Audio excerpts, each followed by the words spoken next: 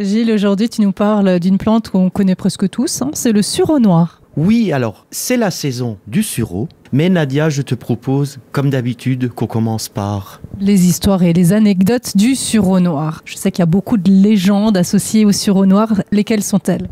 Alors déjà, il y a des légendes par rapport à son nom. Sureau pourrait venir du goût aigre de ses baies, ce qu'on dirait en patois. Sour. Genau. Sinon, le nom de genre latin est intéressant aussi, c'est Sambucus, c'est son nom savant. Et ça viendrait du grec sambuke, qui est une flûte, l'instrument de musique. Et en effet, la moelle des tiges, elle se retire très facilement du sureau, des branchettes, et les enfants en faisaient couramment des flûtes rustiques. Donc une autre explication de ce nom. Le sureau est très souvent un allié du sorcier et du jeteur de sorts. Ah bon? C'est sans doute dû à l'odeur qui n'est pas très Agréable. agréable de ses feuilles. Dans la tradition celtique, c'était aussi l'arbre des morts. Les druides confectionnaient avec son bois des flûtes, on y revient, qui servaient à converser avec les âmes des disparus, ou même à se protéger des sortilèges. Et chez les Celtes, c'était aussi un arbre sacré qui abritait les divinités de la forêt. Et dans nos campagnes... Cet arbre porte bonheur. Exactement. C'est quand même contradictoire. Parce qu'il n'est jamais frappé par la foudre. Ah, pour ça. Donc le sureau, il y a moult légendes autour et il a toujours su déchaîner les passions de tout temps. On va quand même en faire une description botanique rapidement.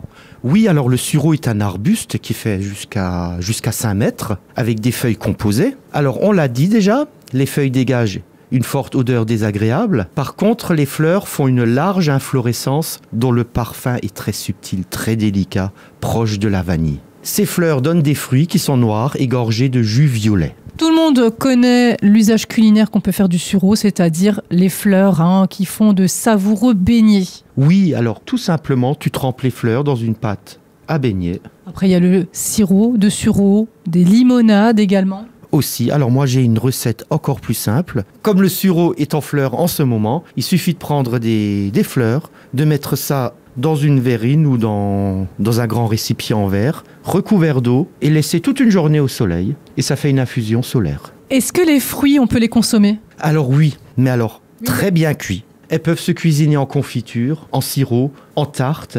Mais quand même, attention, les fruits, même bien cuits, sont légèrement laxatifs. Donc on ne va pas en abuser. Absolument. Le sureau était aussi considéré comme une pharmacie de campagne, donc j'imagine qu'il y a un usage médicinal. Oui, les fleurs et les fruits. Alors les fleurs font suer, elles sont diurétiques aussi, et augmentent les sécrétions bronchiques. Donc quand on a un refroidissement, c'est toujours très intéressant. Les fruits ont également des propriétés anti-inflammatoires, antivirales et immunostimulantes qu'on pourra utiliser lorsqu'on a un refroidissement, une grippe, un rhume. Gilles, pour conclure, le sureau a de nombreux atouts, comme on vient de le voir. Mais alors néanmoins attention, parce qu'il y a toujours des risques de... confusion, comme toujours. Oui. Alors avec le toxique suroïèble, il y a plusieurs différences qu'on peut observer. Déjà, le suroïèble fleurit beaucoup plus tardivement, mais surtout, le critère fiable, c'est que le sureau noir est un arbuste.